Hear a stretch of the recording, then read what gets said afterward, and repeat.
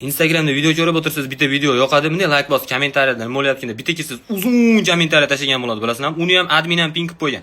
Sразу qaytib chiqamanda, like qatarib olib, ne interesuет bosib o'tib ketaman. Sразу, ash kommentariyadan kirasan, kopirovat qilasan, yana kelib turib tashlaysan kommentariy. Ashi vaqtingni boshqa foydaliroq ishga sarflasang nima bo'ladi? Shuncha ketgan vaqtingga achinmaysanmi? Yoshligim do'rga tushgan. Maytinglar 1 soat ishga o'tirsanglar, pul chiqadi bolalar, agar bilmasanglar-da, to'g'risi.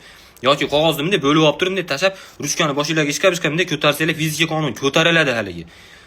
Invalidmikin bu bola deymi, ota-onasi qandashmikin bo'ladi bir-biri bilan deb o'ylayman-da, to'g'risi.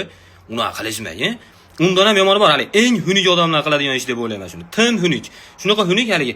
Uni 3-4 rasm faqat sigaret pachkasini ustiga yopishtirsanglar bo'ladi, cheksanglar shu holatga kelib qoladi deb turib. Bu boshqa iloji yo'q-da ta'riflash, tushunasizlarmi? Haligi narxi deb so'rasangiz, direktdan javob yozdik deb qo'yadi-yu. Haligi narxi deb so'ragandan 700 odam so'raydi, aka yo'q, javob bermaydi. Aka narxini eshitib insult bo'lib, mana bir taraf ishlamay qolib, mana bo'lib